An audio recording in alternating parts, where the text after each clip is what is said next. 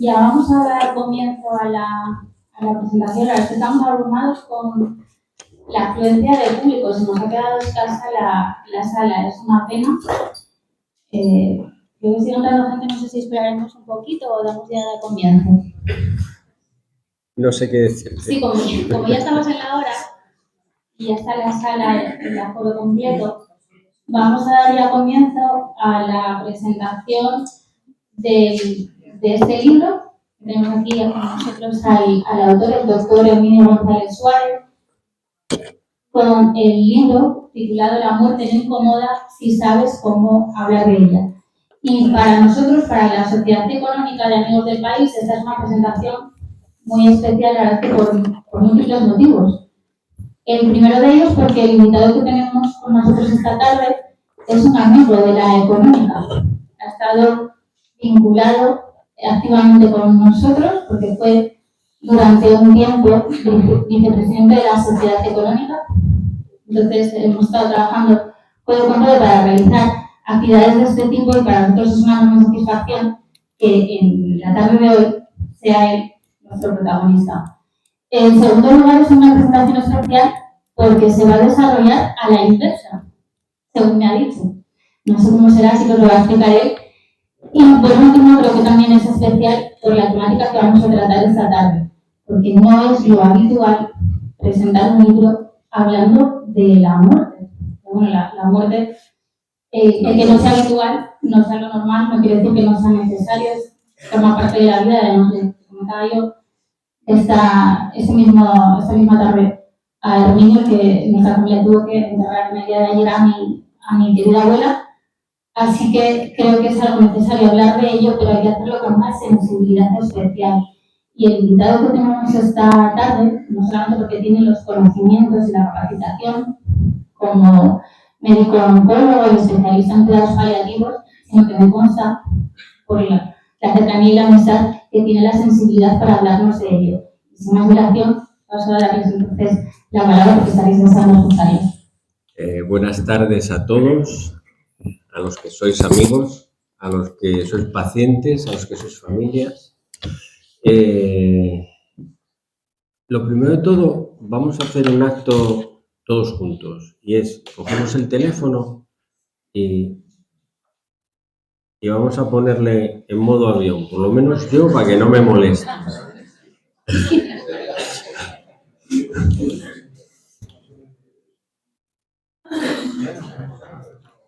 Después, no se suele iniciar una conversación así pidiendo disculpas y pidiendo perdón. Yo, de verdad, de corazón, que os pido perdón a todos porque la sala se nos ha quedado pequeña. Empezaréis todos a sudar como estoy sudando yo y con un ambiente aquí pues un poco cerrado.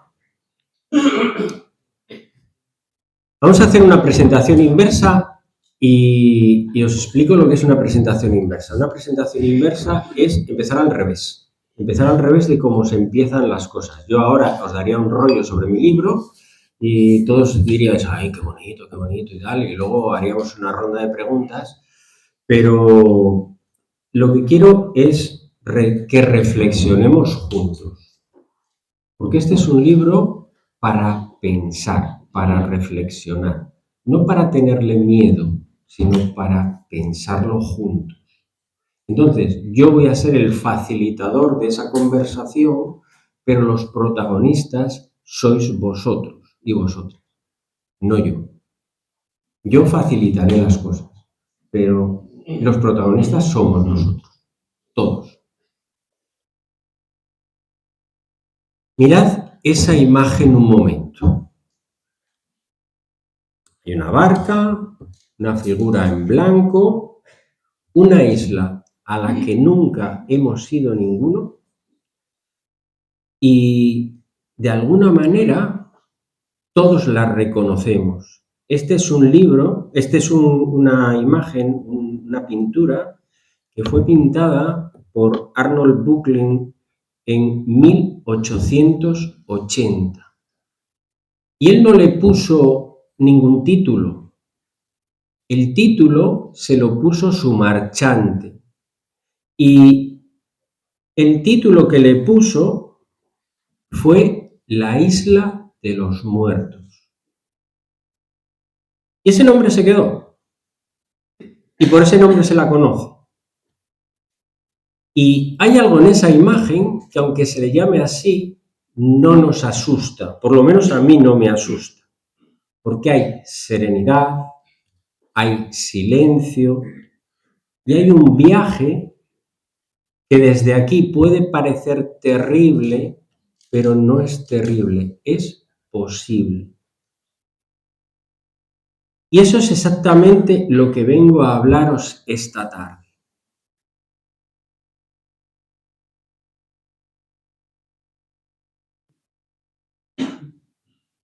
Hace unos años, yo estaba en casa, era de noche, y me llama, tengo una llamada por teléfono, por eso lo apagué. Tengo una llamada por teléfono y es una chica que yo conocía, que su madre estaba ingresada en el hospital y que su diagnóstico era de un cáncer avanzado. Le daban pocas semanas y me pregunta, es que yo no quiero que lo sepa. No quiero que sepa que se muere.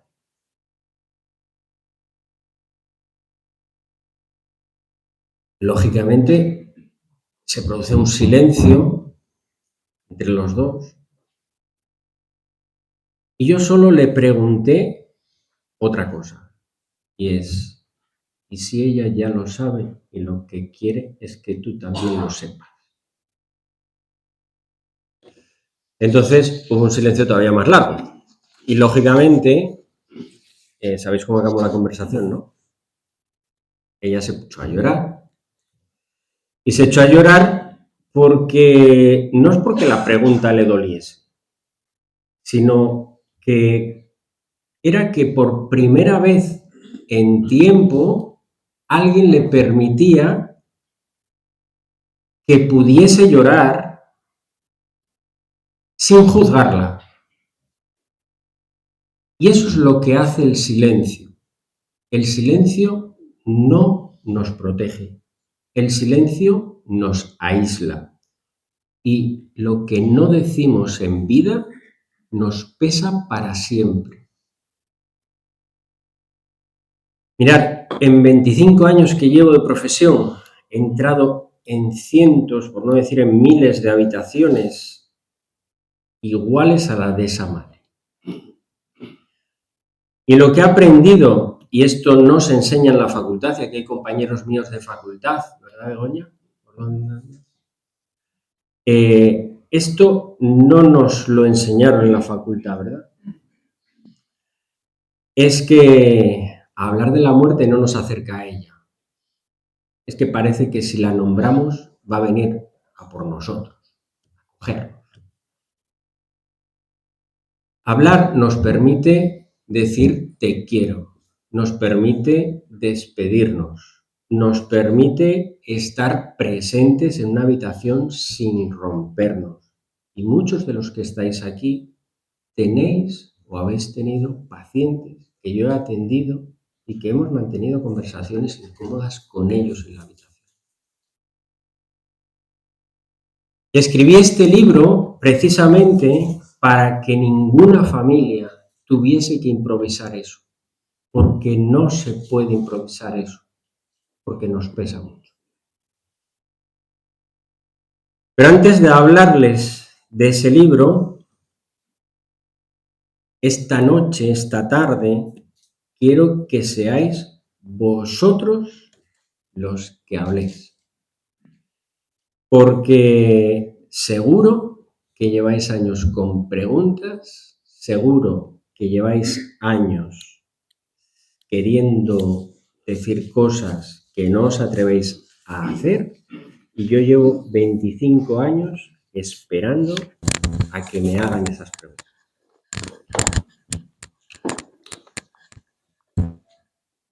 Mirad esa imagen mientras pensáis la pregunta. 7 personas, una habitación. Todos están. pero nadie sabe cómo están. Fijaros cómo están. El autor de esta obra es Edvard Munch, que la pintó en 1893.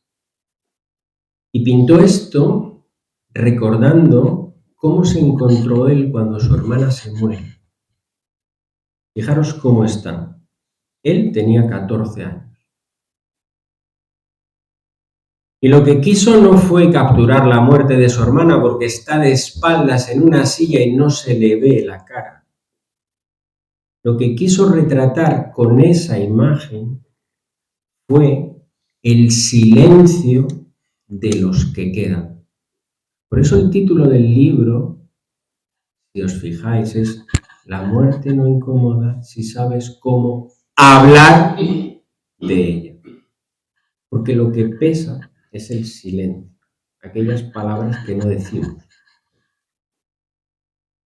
Pues soy todo vuestro. Podéis empezar a preguntarme cuando queráis sobre el libro. Yo no lo leí todavía.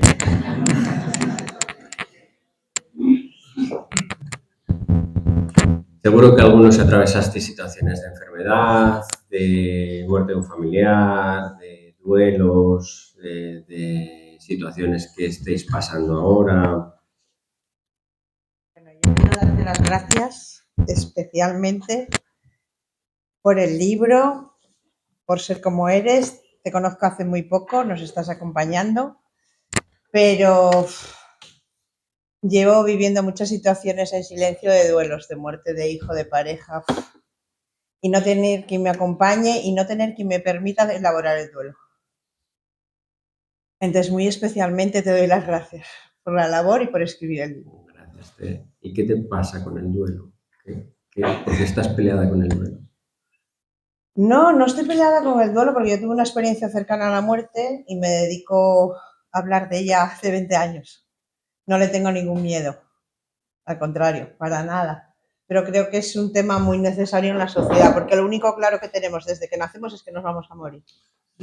Sí, lo que pasa es que es más fácil no hablar de ello. Pero el que no hable no quiere decir que no exista. Claro, existir existe. Sí. ¿A cuántos de los que hay aquí se nos ha muerto alguien a quien queríamos?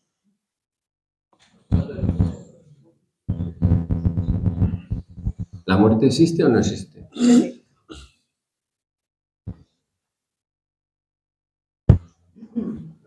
Existe. ¿Estás de acuerdo con que el mejor regalo que nos da la muerte es la vida? Sí. Yo cuando hablo de la muerte, y en ese libro lo podréis observar, yo cuando hablo de la muerte no te enfrenta con el final. La muerte te enfrenta con cómo has vivido tú esos 10, 15, 20, 40, 80, 90, 120 años anteriores a que te mueras. Como cuando llega ese momento te enfrentas a ti mismo, no hace falta enfrentarse ni a Dios, ni al universo, ni a nada, te enfrentas contigo, te miras al espejo, estás en esa fragilidad y realmente descubres si tu vida ha servido para algo o no. Es decir, si tú descubres que la gente, yo mañana me podría morir y me podría morir contento. ¿Por qué? Porque mi vida ha servido para algo. Porque los que llenáis esta sala, a muchos os he ayudado a vivir y a morir, o a vuestras familias. Entonces, os he curado. Antes estaba hablando con la madre de una chica que atendí yo hace no sé cuántos años, 7, 8, 9, ni me acuerdo, que se curó. Muchos de los que estáis aquí, pues he tratado de tumores. Y te enfrentas al tema de si tu vida ha servido para algo. Porque es muy duro, muy triste enfrentarte a la vida, a la muerte, y decir, joder, mi vida no ha servido para nada. No he transformado nada el ambiente en el que estaba. Por eso, de lo que habla el libro realmente es de la vida, no es de la muerte.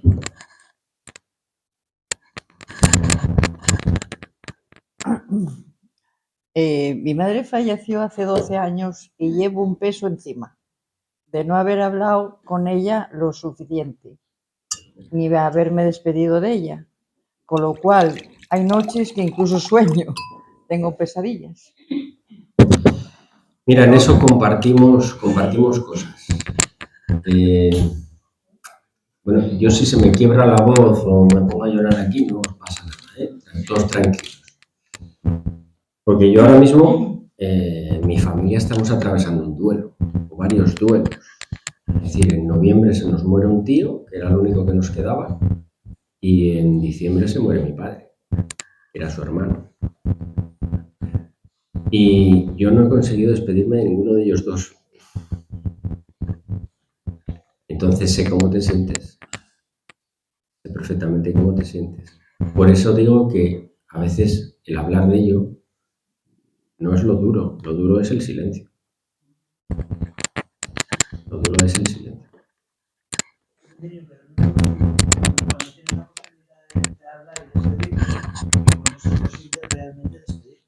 No tiene nada que ver.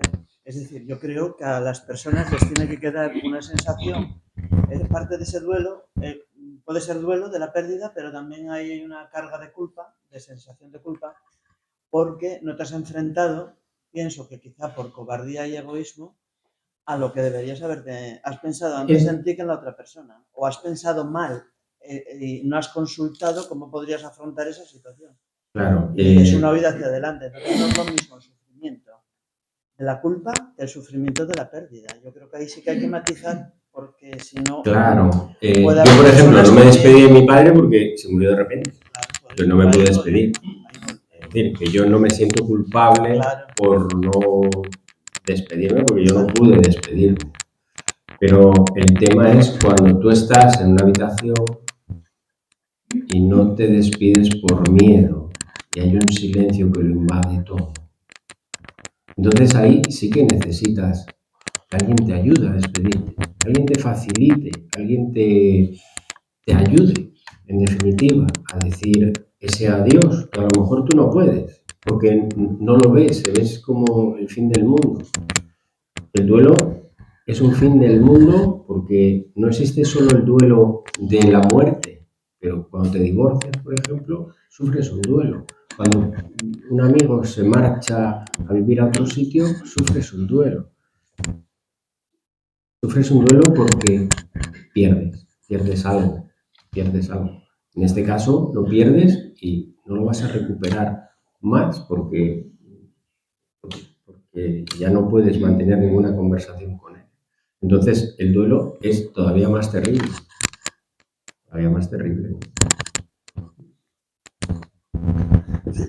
Pero desde su experiencia y partiendo de la base de que todas las personas son un mundo, ¿qué ha podido observar usted en la etapa final entre la persona que sabe que se va a morir y aquella a la que la familia se lo ha ocultado? En la práctica es que lo cambia todo, Alejandro, todo lo cambia. Aquella persona, yo en este momento tengo una paciente que sabe que se muere y que ha elegido morirse. Les ha dicho a los médicos del San Agustín que la dejasen en paz, que ya no voy a hacer más pruebas y que está tranquila y feliz y su familia la respeta. Y yo entro en aquella casa y en aquella casa se respira tranquilidad, porque se habla con honestidad de todo. Tengo varias familias así en este momento. Algunos de ellos están aquí hoy.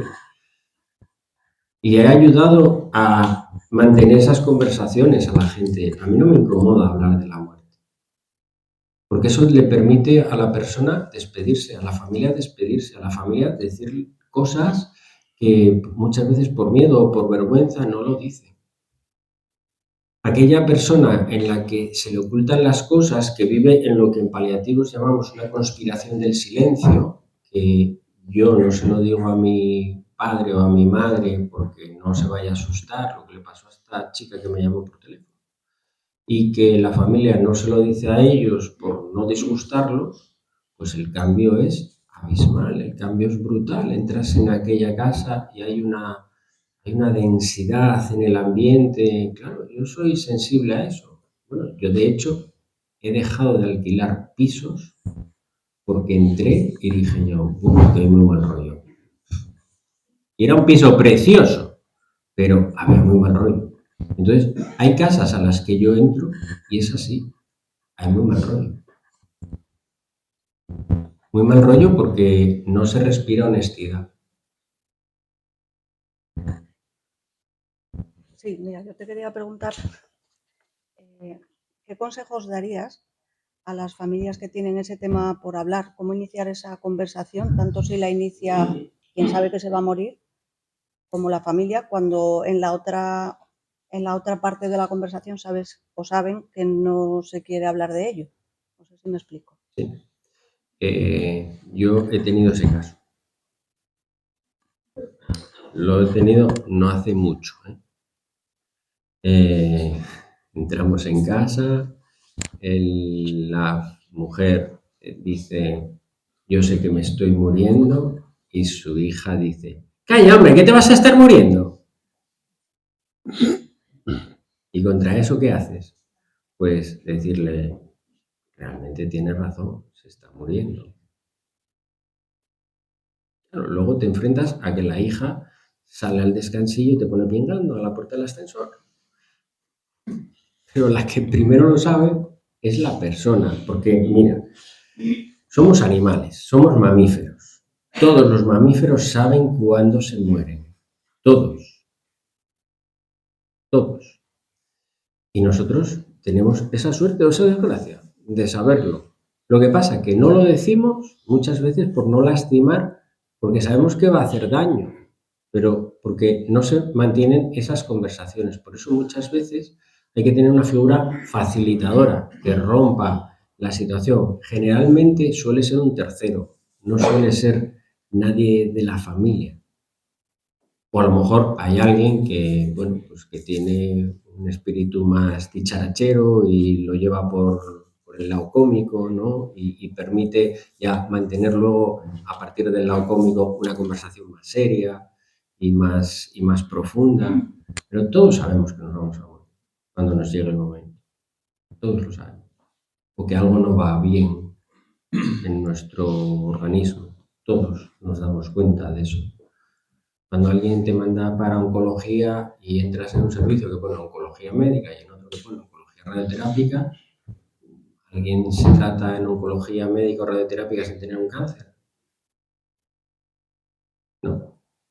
Entonces, y cuando el oncólogo te dice, mira, es que ahora no vamos a tratarte porque, bueno, vamos a esperar un poco. Y porque a veces los médicos también tenemos esos miedos, que no dejan de ser nuestros propios miedos, nuestros propios fantasmas, porque el enfrentarnos a la muerte nos enfrenta también a nuestra muerte. Yo, cuando estaba haciendo oncología y nació mi hijo Andrés, yo no podía atender a niños. ¿Por qué? Porque en cada niño que atendía, joder, veía a Andrés. Y dejé de atender a niños. ¿Pero por qué? Porque no me había trabajado lo suficiente.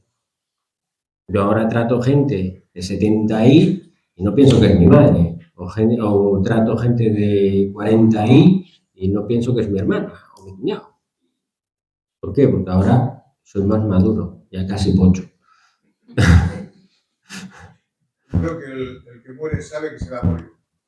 Sí, Juan, sí lo sabe. Ya me fui a verlo y dije, bueno, compré la lotería y ya cuando nos toque vamos a ir a no sé dónde y tal. Y dice, sí, para la caja. Sí. La contestación de él, sí, para la caja. Sí. Y era un chaval de 21 años. Lo sabe. Y los médicos, vamos, o los oncólogos, lo dicen ya los pacientes. Yo por la experiencia yo creo. Algunos sí y otros no, ¿eh? Aquí hay gente en oncología con mucha más experiencia, ¿eh? Está aquí una de las supervisoras del Hospital General. Yo creo que cuando pusieron la primera piedra al Hospital General la pusieron a ella, ¿eh? Y te podría decir mil y una historias. Ha avanzado mucho la cosa, pero la realidad es que nos cuesta todavía a los oncólogos, a los médicos en general, decir la verdad al paciente. Sí, porque estamos evolucionando, Quique, estamos evolucionando. Gracias a Dios que estamos evolucionando, porque si no es que es un silencio que se corta con cuchillo y tenedor. Un silencio terrible. Sí, hay gente que no lo sabe o gente que hace que no lo sabe, claro, que no lo quiere saber.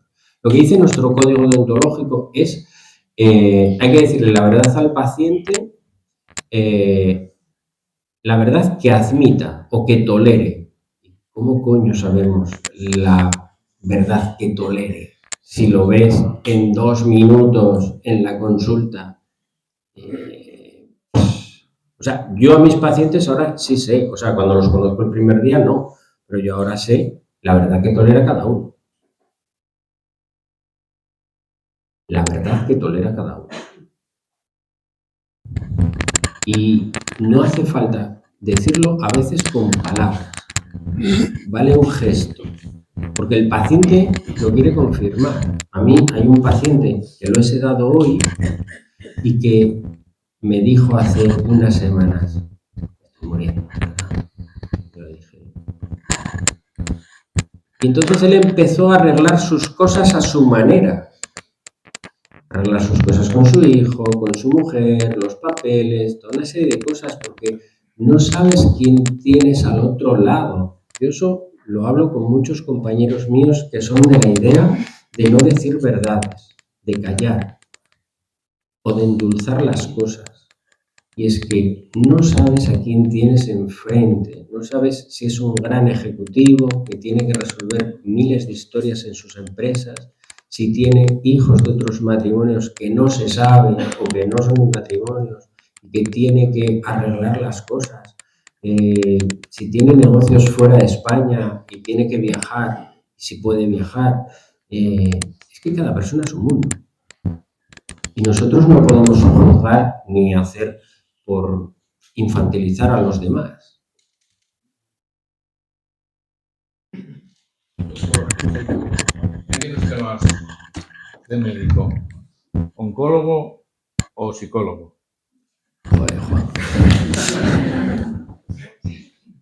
A ver, todos tenemos 4 dimensiones en nuestra vida. Una dimensión física, una dimensión emocional, una dimensión social y una dimensión espiritual. Todos esas 4 las tenemos ahí metidas dentro de nosotros. Es decir, lo físico es, me duele un pie. A lo mejor el pie te duele o una rodilla te duele porque tienes miedo a dar un paso importante en tu vida que tienes que dar. Coño, y la rodilla te duele porque tu sistema emocional ha hecho que esa rodilla duela. Yo lo he vivido. Luego tenemos una dimensión social. Necesitamos vernos arropados por los demás. Yo me siento hoy muy tranquilo con vosotros. ¿Por qué? Porque esa dimensión social que todos tenemos, yo sé que todos los que estáis en esta sala, en mayor o menor medida, me tenéis algo de aprecio. Y eso es importante para uno, el sentirse querido dentro de una sociedad. Y luego tenemos una dimensión espiritual que es la que nos permite saber que esto no se acaba aquí. No sabemos dónde acaba, pero aquí no se acaba. ¿El libro en concreto qué traslada más, oncología o psicología? Ayuda.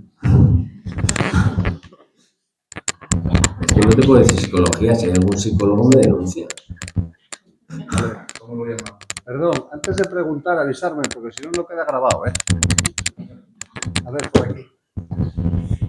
Bueno, a nivel personal, yo creo que tengo bastante bien asumida lo que es la muerte. A los 17 y 18 años me tocó acompañar a mi abuela paterna, que era mi abuela favorita, y bueno, un cáncer con metástasis y tal. Y bien, llevo casi 20 años viendo morir personas en diferentes situaciones por la profesión, pero hay una cosa a nivel profesional con la que todavía no puedo, y sé que hay un montón de compañeras enfermeras que posiblemente les pase, que hay una línea muy delgada, pero es muy dura, cuando nosotras sabemos que el paciente tiene la enfermedad que tiene, incluso podemos saber cuánto le queda, y esa mirada lo que te transmite en ese último momento es que te dice, me estoy muriendo, tú puedes contestarla, yo no. Entonces, esa es la parte que todavía tengo un silencio súper difícil, complicado y doloroso, porque al paciente no puedo hacerle nada. Lo más que me ha salido es cogerle de la mano, transmitirle que estoy a su lado, que lo que necesite puedo dárselo, pero justo eso que me pide, no puedo dárselo. Ya. En el año 1885, el mismo autor, en el año 1865, Munch dibuja esto. ¿Qué significa este cuadro? Pues es una mano que sostiene otra mano. No hay palabras, no hace falta palabras. Es sostener los silencios. Pero es que los silencios hay que sostenerlos, porque los silencios a veces nos incomodan.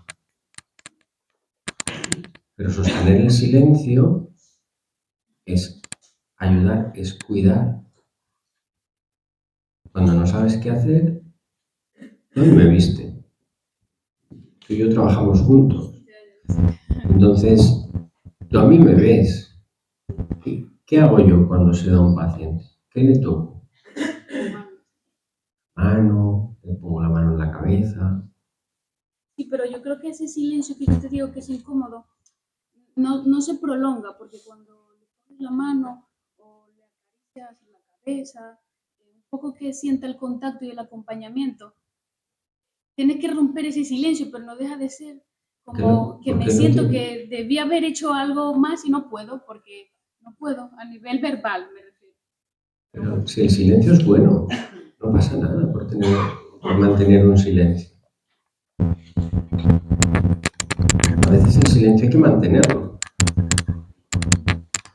Y nos incomoda, ¿eh? De narices. Iba a decir otra palabra, pero bueno, hay tanta gente que van a pensar que soy mala hablando. Hola, querido Herminio. José. Que somos amigos desde los 4 años. Desde los 4 años, sí, señor. Muchas felicidades. Muchas gracias. Oye, una pregunta, Herminio.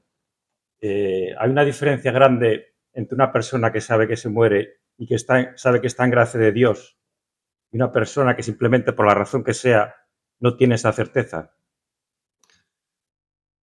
Sé por dónde vas, José.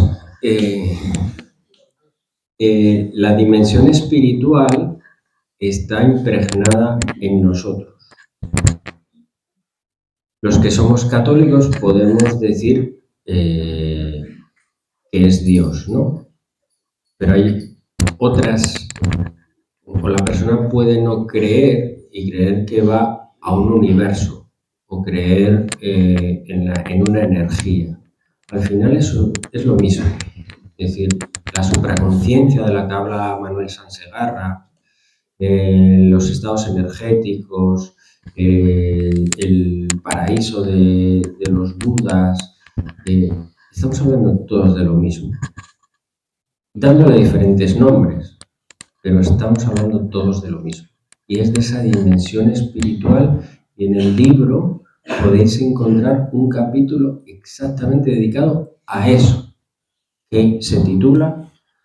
tenía el libro por aquí, ¿no? El libro. Vamos a ver si encuentro el índice.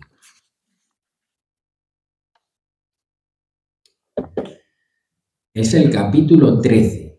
no es casualidad. El capítulo 13 dice: ¿y si la muerte no fuera el final? Una reflexión serena sobre la conciencia. Y ahí, desde el respeto a la gente que no cree o que no es católica, desde el respeto abordo esa situación espiritual que todos tenemos y que todos, en mayor o menor medida, incluso la gente que dice yo no creo, y dice las mayores de las blasfemias, sí creen que esto no se acaba aquí, que no te queman y te tiran a un pozo, te meten en una cosa y se acaba todo. No, es que lo que se acaba es la vitalidad de tu cuerpo, de la envoltura, tu lado físico. El lado espiritual te fastidias porque vuelves arriba. Vuelves a donde viniste. De donde viniste, bueno, vas.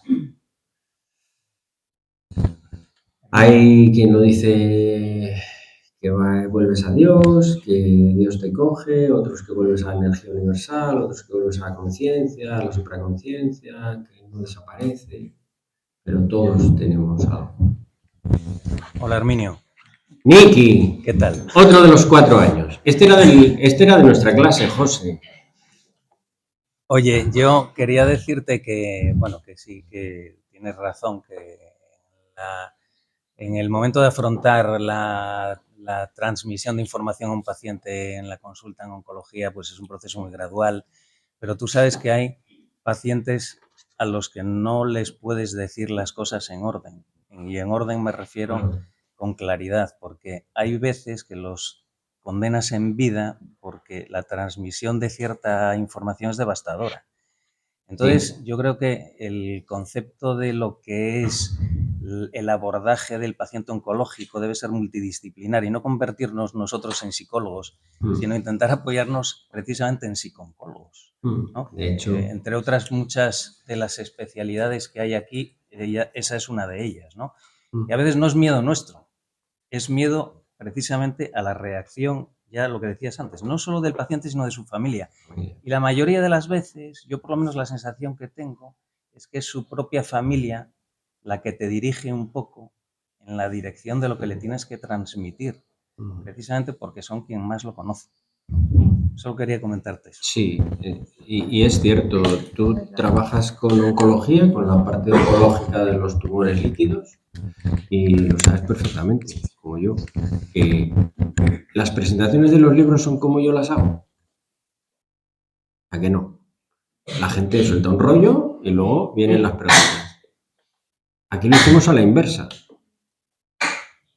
¿Por qué? Porque esto también está hecho de propósito. Porque a veces las conversaciones hay que empezarlas de atrás para adelante o de delante para atrás, como quieras. A veces hay que empezar no por la conversación del principio, hay que conocer el problema nuestro, Niki, ¿sabes cuál es? Y conocemos poco a los pacientes. Y yo que tengo la experiencia de estar en el hospital y estar al lado de la cama de los pacientes o en sus casas, la percepción es completamente diferente. Porque yo en el hospital, a mí me venían arregladitos, duchados, todos monos, y no veía su realidad. Y yo ahora entro en casas donde se me caen las pistolas al suelo, porque los veo en su realidad. Y entonces sé adaptar, o intento adaptar mi lenguaje a esa realidad. Y nosotros en el hospital enlatamos las conversaciones y las soltamos, porque no conocemos casi a los pacientes, sobre todo en una primera consulta. En una segunda consulta, claro, cuando tienes un paciente de 10 años o 12 años, como tenéis vosotros, claro que lo conoces. Cuando las cosas se complican, tú sabes cómo decirle que se complican. Yo sé que tú lo sabes. Pero no todo el mundo lo quiere saber exactamente. Por eso, como tú lo sabes y sabes con quién hablas, pues adaptas el mensaje a la persona que tienes delante. A la persona, no es un paciente, es una persona que tienes delante. Entonces, cuando nosotros cambiamos el chip y dejamos de tener la idea de paciente y lo convertimos en persona, la movida cambia. ¿A que sí?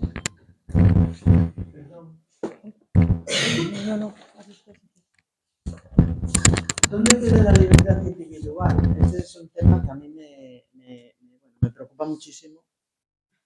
¿Dónde queda la libertad individual del paciente en relación con lo que habéis dicho de la familia? Es decir, al principio tú hablabas de infantilizar al paciente. Entonces, ¿cómo combináis eso? Porque claro, la libertad existe y es personal, es individual.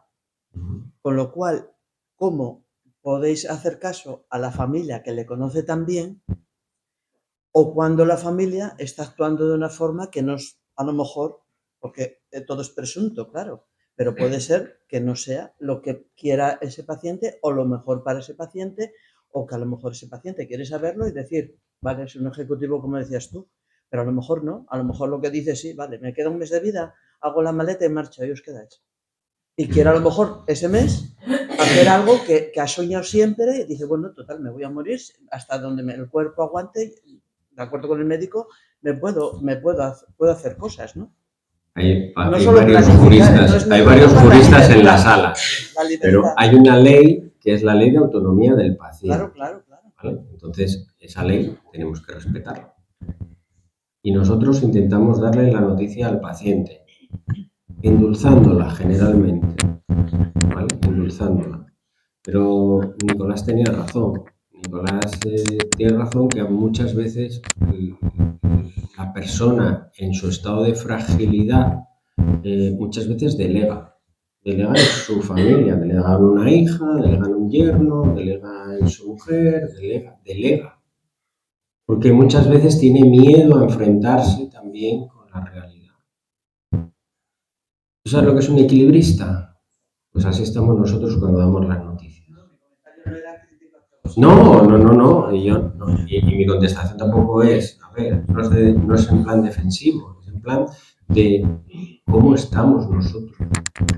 Desde el punto de vista médico, muchas veces estamos manteniendo equilibrios, porque pisamos un terreno muy complejo. Y como dice Nicolás, en ciertas áreas nosotros somos un equipo multidisciplinar. Equipos de cuidados paliativos no son médicos solo, no es un médico y una enfermera solo. Hay trabajadores sociales, hay fisioterapeutas, hay psicólogos, porque necesitamos apoyarnos en gente. Porque no tenemos todas las respuestas. Yo por lo menos no las tengo. Hola, Arminio. Hola. Te quiero dar las gracias. Lo primero, me va a costar. Puedes llorar, no pasa nada. Es lo primero que me ha dicho. Llorar limpia el alma. ¿Sí? ¿Te lo dije en casa? Sí. Me ayudaste a tener conversaciones incómodas sobre la muerte, porque mi madre, que es la paciente, es la persona más madura y que ha enfrentado su diagnóstico, ha decidido no poner tratamiento, solo el paliativo. Y al principio las conversaciones, ella a mí me las hizo muy difíciles porque yo no estaba acostumbrada y me costaba mucho hablar. Ella habla de su muerte, de lo que va a pasar y de cómo quiere estar. Con Herminio lo habla mucho. Y los primeros días fueron muy difíciles, pero ahora es lo contrario.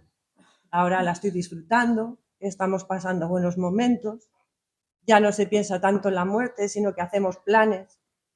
La muerte está cerquita. Pero te doy las gracias. Ya se comió el milhojas, ya se comió el milhojas. Ay, se la comió el domingo y luego te enseño la foto. Se lo paso muy bien. La pobre mujer quería comer sus milhojas de Vidal y no la dejaban porque tenía el azúcar alto. No me jodas. Pues lo que quiero comunicar es que es muy difícil, y lo que dices y lo que hablamos aquí, que no estamos acostumbrados, pero él, por ejemplo, me dijo, yo le decía, es que no quiero llorar delante de mi madre, y me decía, pues llora con ella. Dile, mamá, ¿por qué lloras? Pues porque no quiero que te mueras. Y esa conversación que es el trato que nos estás dando y que nos estás ayudando, y que me pareces un profesional maravilloso y muy necesario para las familias que estamos aquí pasando por estos momentos. Y yo te doy muchas gracias porque... Muchas gracias. Pues lloraré, no pasa nada. Joder, ¿quién preguntó eso? Es una pregunta muy pertinente. Eso. ¿Qué pensáis de cuando la muerte es una solución? ¿O lo ven como una solución? ¿Qué pensáis? No sé, yo te puedo decir lo que pienso yo. Yo lo que piensan los demás no lo sé, porque esto es un tema en debate, en que ni todos estamos de acuerdo, ni todos los médicos estamos de acuerdo, ni los hombres y las mujeres se ponen de acuerdo, nadie está de acuerdo. Es un pitote de mucho cuidado, la eutanasia.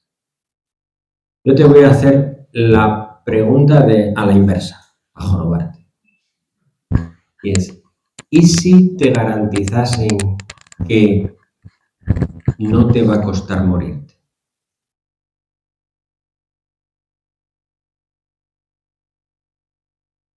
¿Pedirías que te matasen? ¿O esperarías a que llegase tu momento y poder irte tranquilamente? Porque la gente lo que tiene miedo es a sufrir.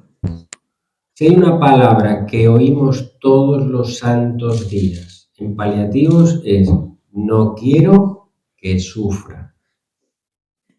Todos los días, a todas horas. Y para eso estamos los cuidados paliativos, para garantizar que no hay sufrimiento, coño. Que se puede morir sin sufrir. Hoy, mira, hoy sin ir más lejos, me llamó una familia. Una familia que nosotros, el móvil. Hoy.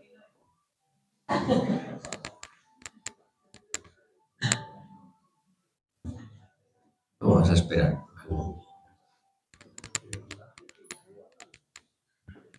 Hoy nos llamó una familia a la que nosotros les atendíamos. Y por la forma en la que el hijo me habló, le dije a la enfermera, Deli, marchamos corriendo para allá, porque algo pasa. Y coño, algo pasaba. El paisano se estaba muriendo ahogado. Y conseguimos que no sufriese. Es que no podéis imaginaros esos ojos que cuando consiguió resoplar, dijo, ayúdame. ¿Vale? Y lo dormimos. Y luego ya fue todo tranquilo.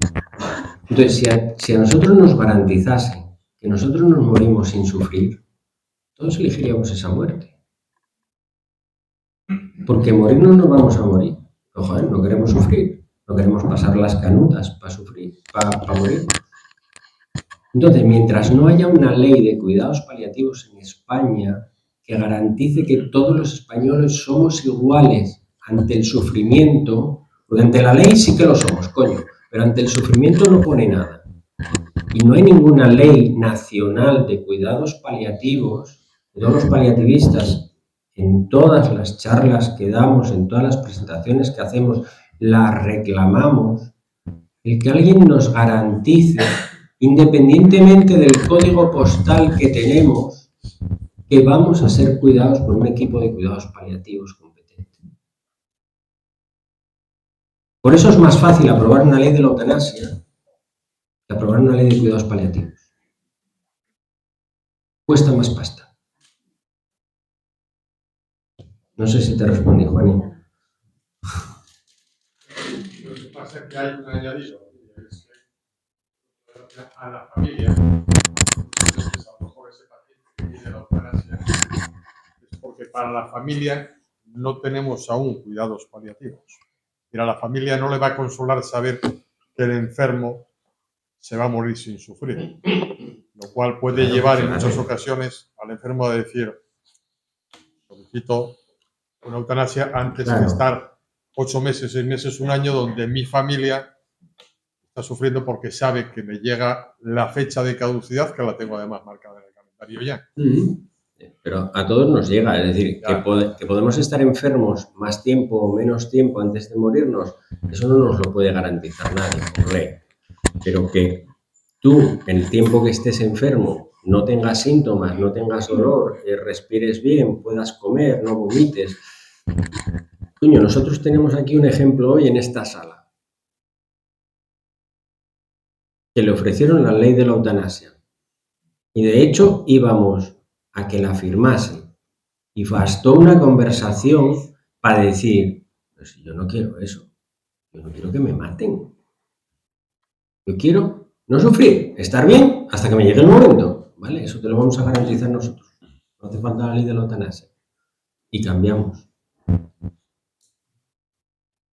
Yo quería comentar un poco lo que había dicho la compañera enfermera, que es en cuanto a la frustración que sentimos las enfermeras cuando los médicos hablan con la familia y tanto con los pacientes.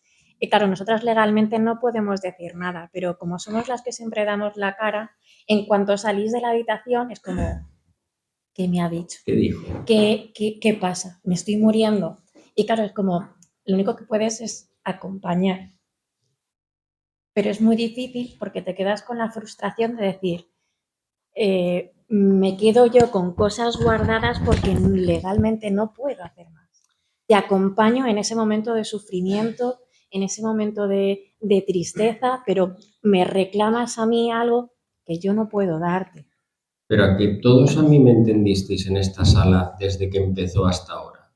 ¿O alguien se perdió? Porque yo no he hablado con palabras técnicas. He bajado a tierra. He hablado con el lenguaje que habla la gente, diciendo las cosas. Muchas veces los médicos nos refugiamos en el lenguaje técnico para que no nos entere la gente, porque nos da miedo, porque no sabemos mantener la conversación. Depende de qué médicos, claro.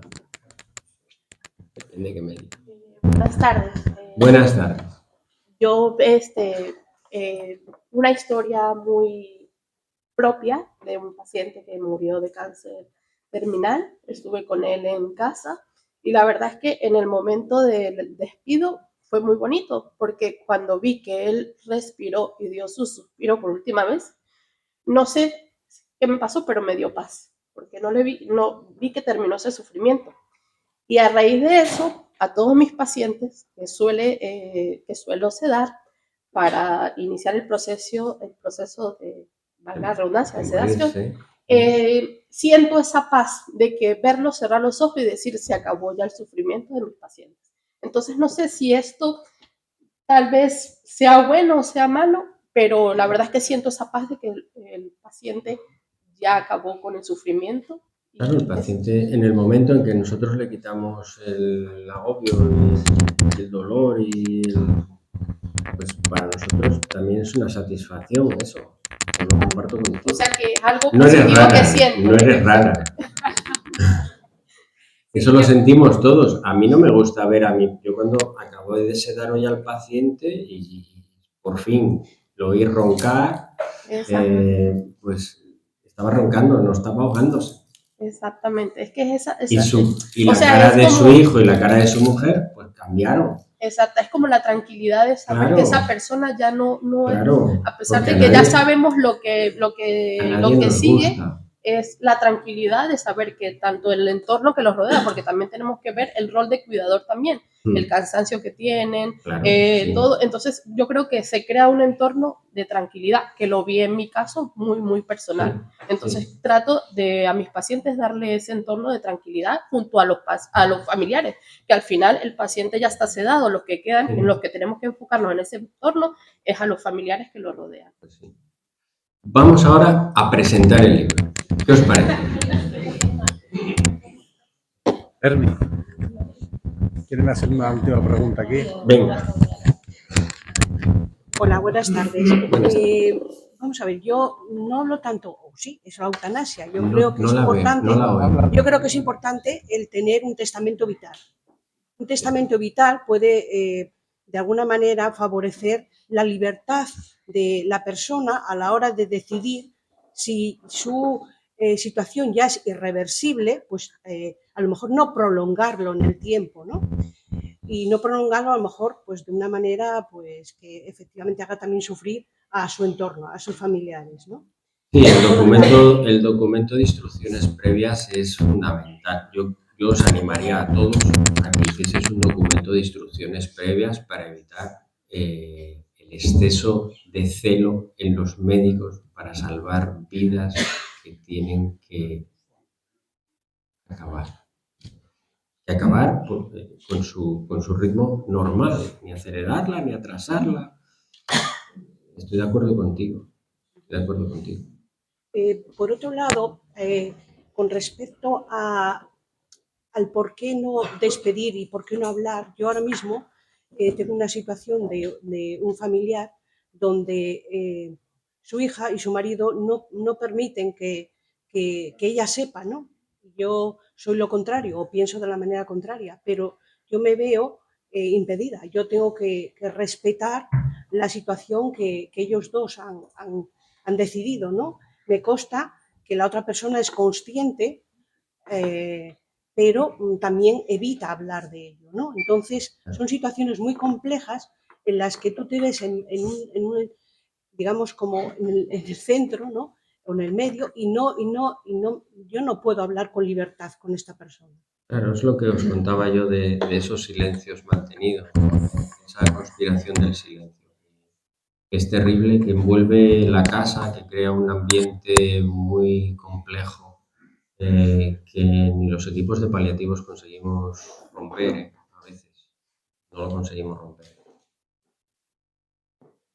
Bueno, pues vamos a hacer la presentación del libro. Esta pintura tiene más de 400 años. Seguro que todos la conocéis y se llama El entierro del conde de Orgaz, que está pintada por el Greco en 1586. En Toledo está, en la casa del Greco, exactamente. Bueno, pues el Greco la pinta en Toledo y que lo que muestra sigue siendo radicalmente contemporáneo. Y es ese querer no morir solo, no morir con miedo, morir dentro de una comunidad que te acoge, con manos que te sostengan.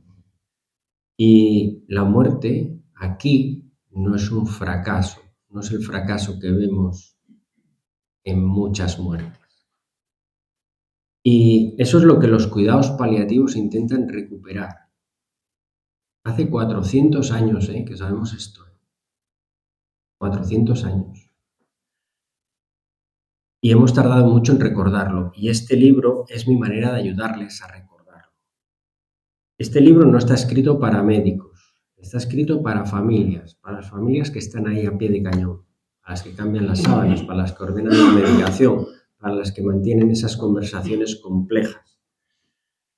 Para quienes están acompañando y piensan por dentro, es que lo estará haciendo bien. Esa frase del cuidador que en la noche se pregunta, ¿yo estaré haciéndolo bien? ¿Estaré cuidando bien a mi madre? ¿Estaré cuidando bien a mi hermano? ¿Estaré cuidando bien a mi padre, a mi marido? El libro tiene 4 partes. 4 partes. Una, cómo comprender el final de la vida para acompañarlo sin miedo. Cómo cuidar el proceso final.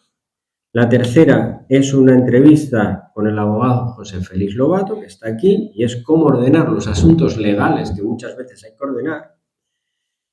Y la última es cómo atravesar el duelo para atravesarlo con conciencia. Y aquí hablo de la importancia que tiene cerrar los círculos que os decía antes. Que pesa lo que no se dice, que hay que despedirse de la gente, que necesitamos rituales. Rituales dentro de nosotros. El ritual de la iglesia, el ritual de budista, el ritual el que queráis. Pero necesitamos rituales. Encender una vela tiene su significado, el ir al cementerio, el poner unas flores, el rezo. Y atravesar el duelo, que muchas veces es muy pesado, y aquí os va a sonar una cosa un poco disruptiva, y es que el duelo encierra miles de oportunidades nuevas, que cuando estamos metidos en ella no las vemos, pero que luego sí existen. Y aquí quería contaros 2 experiencias personales. Una de antes de nacer yo y otra de después de yo haber nacido. La de antes de nacer yo habla de mi madre y de mi abuela. De mi abuela que se queda viuda con una hija de 14 años y que entra en una depresión, en un duelo en el que no veía salida. Parezco yo, el Salvador. Es decir, mi madre se casa, tiene un niño guapo como yo y luego vas tú. Guapo como yo y para mi abuela fue una tabla de salvación. Años de silencio, mucha amargura y luego la felicidad, que no le quitó el dolor, pero que sí supo compartir en el corazón el dolor con la alegría. La segunda, después de haber nacido yo, entre mi hermana y yo hay un tercer hermano o un segundo hermano, porque mi hermana se cree que es la segunda, pero es la tercera. Después de mí viene un niño, Oscarín, que muere con 19 días. Uf. Y os podéis imaginar, una casa, yo tengo un recuerdo de una angustia tremenda, porque en mi casa había una angustia tremenda. 2 años después de esto, mi padre viene a buscarme al colegio para decir que había nacido aquel moco. Mi hermana, y venía contento, porque no se le quitó el dolor por haber perdido un hijo, pero sí podía alegrarse porque había nacido una hija. Y encima le puse el nombre de mi profe, Ana María. Menos mal que no se llamaba Euclides. Pues os voy a leer 2 frases o 2 partes del capítulo del libro. La primera es de la introducción y es: ahí en los hogares, lejos de los pasillos del hospital, es donde he comprendido algo esencial. Que las familias no necesitan saber más medicina, sino cómo estar, qué decir, qué no decir y, sobre todo, cómo sostenerse sin romperse. Por eso este libro no está escrito para médicos, está escrito para familias, para quienes cuidan desde el amor, no desde la técnica, para quienes quieren hacerlo bien pero no saben por dónde empezar, para quienes sienten que esta etapa duele y aún así intuyen que puede vivirse con sentido, con dignidad y con paz. Aquí no encontrarás fórmulas mágicas ni promesas irreales, tampoco lenguaje técnico ni exigencias. Encontrarás palabras sencillas, testimonios reales, consejos prácticos y una voz que no juzga ni corrige, sino que acompaña. Este libro quiere ser un apoyo en los últimos meses de vida de quien amas, un lugar al que volver cuando surgen las dudas, el cansancio o el miedo. Mucha gente lo ha comprado por ebook. Yo recomiendo que se compre físico, aquí por Amazon o por donde os dé la gana, o que lo pirateéis y lo imprimáis. Porque este libro es para escribirle, para subrayarle, para poner interrogantes, para llenarlo de post-it, poner la estampita de la Virgen de Covadonga en algunos sitios.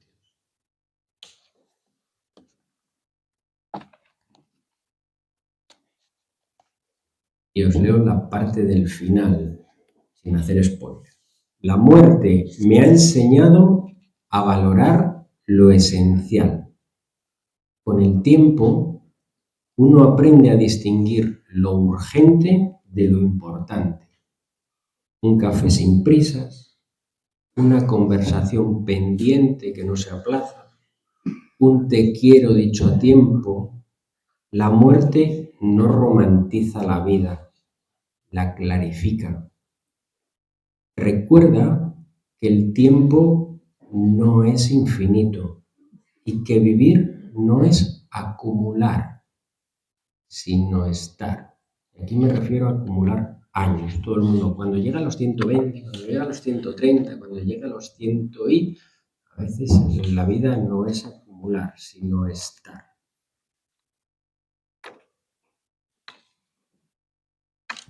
Esto, en 2011, una artista llamada Candy Chan pinta en una pared de Nueva Orleans una frase en grande que dice: antes de morir quiero, puntos suspensivos, y dejó tiza para que la gente siguiese esa frase. En pocas horas la pared estaba llena, no de tristezas, sino de vida. Antes de morir quiero perdonar a mi padre, quiero que mi hija sepa que la quiero volver a ver el mar. Lo que demostró esa pared es lo mismo que ha demostrado esta sala esta tarde. Y es que la gente no tiene miedo a hablar de la muerte, sino que lo que tiene miedo es hacerlo solo. Si se les da el espacio y se les dan las palabras, la gente habla como hemos hablado aquí. Y eso es lo que este libro intenta ser para cada persona que lo abre. Un espacio, unas palabras, una pared donde decir lo que importa. Ya estamos casi acabando, ¿eh? Nadie se ponga nervioso.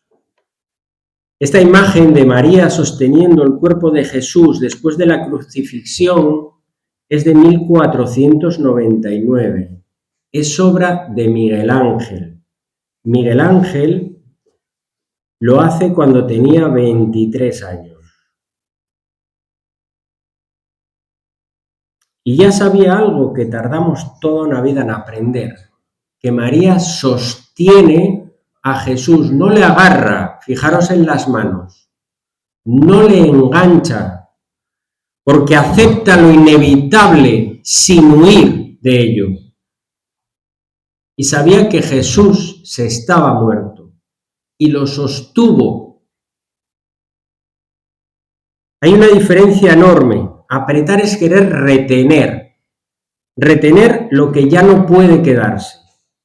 Y sostener es estar presente hasta el final, sin exigir que el final no llegue, porque el final va a llegar.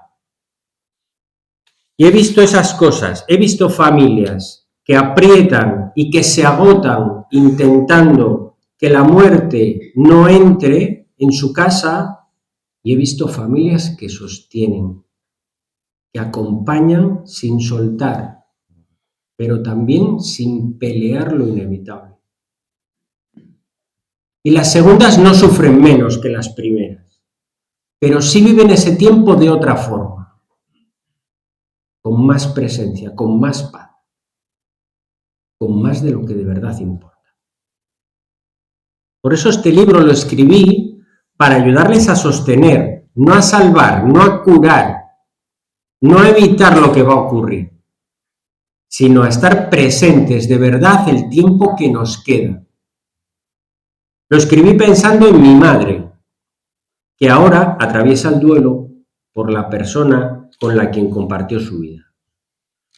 Lo pensé en mis hijos para que algún día tengan el legado de mis pensamientos más íntimos y no me vean como un ogro que siempre me han visto. En mi esposa, que ha visto en mis debilidades fortalezas que yo no sabía que tenía. y en todos los pacientes y familias que confiasteis en mí cuando más solos os sentíais. Este libro tiene mucho de vosotros. Esa pared de Nueva Orleans estaba llena de palabras. Esta imagen no tiene ninguna. Y las dos dicen exactamente lo mismo. Que no queremos irnos sin decir lo que importa. Que no queremos que se vayan sin que lo sepan. Que el amor verdadero no aprieta, se sostiene. Y esta noche, esta tarde-noche, habéis dado el primer paso. Ya estáis aquí. Estáis mirando sin apartar la mirada. Y eso es exactamente de lo que trata este libro. Muchas gracias por haberos permitido escuchar. Muchas gracias por saber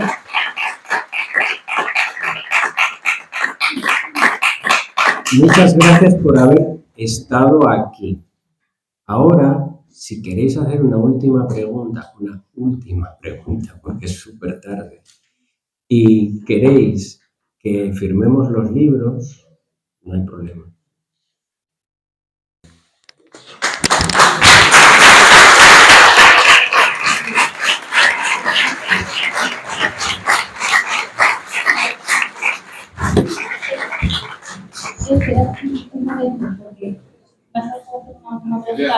Sí. El que quiera preguntar. Y antes de cerrar los libros, dejamos cerrar el acto porque tenemos un regalo para disfrutar. Que me van a hacer un regalo. Sí, pregunta, una última pregunta. Miguel, no te veía. Yo más que una pregunta, quiero hacer un agradecimiento público a Herminio por su calidad humana y su generosidad. Yo he tenido la desgracia, va para 5 años, de que falleció mi mujer. Antes de que le detectaran el ELA, y en esos 9 meses he tenido un teléfono, un amigo, una persona que en cualquier momento yo le podía llamar y él me podía asesorar, decirme, dentro de la ignorancia de lo que era el ELA. Lo peor que surge es en 9 meses ver cómo esa persona que estaba perfectamente acaba siendo vegetal.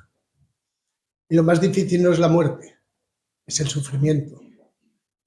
He tenido la desgracia de cuando al final la sedaron, Herminio lo vivió. Resulta que a los 12 días de sedarla, la despertaron. Algo que no entra dentro de ninguna lógica. Y después de esa terrible experiencia, a las 3 horas descansó.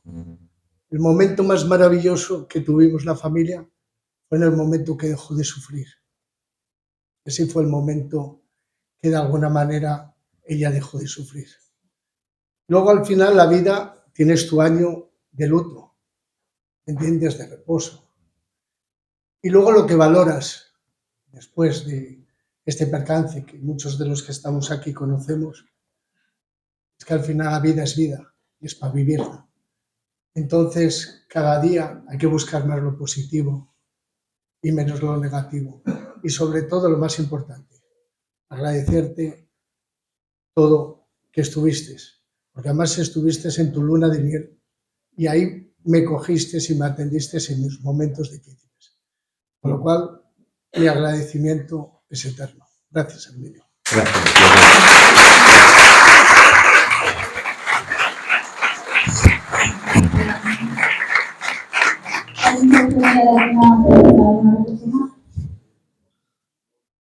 Vale, pues nada, vamos a cerrar el acto de esta Lucía tan bonita.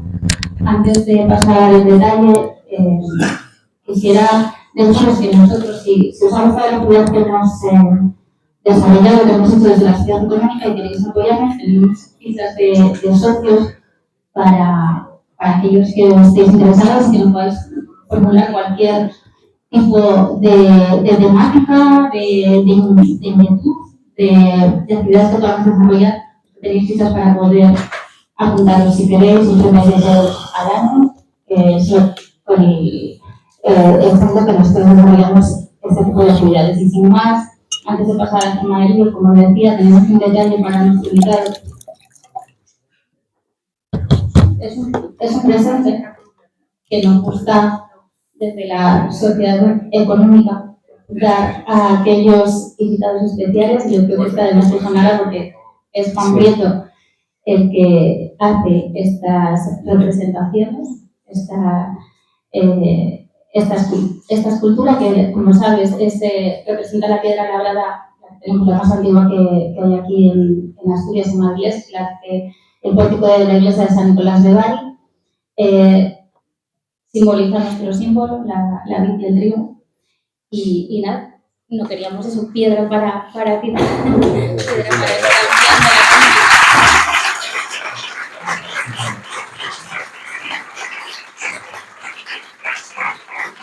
Muchísimas gracias a todos por haber estado aquí, por aguantarme durante casi 2 horas, hora y media.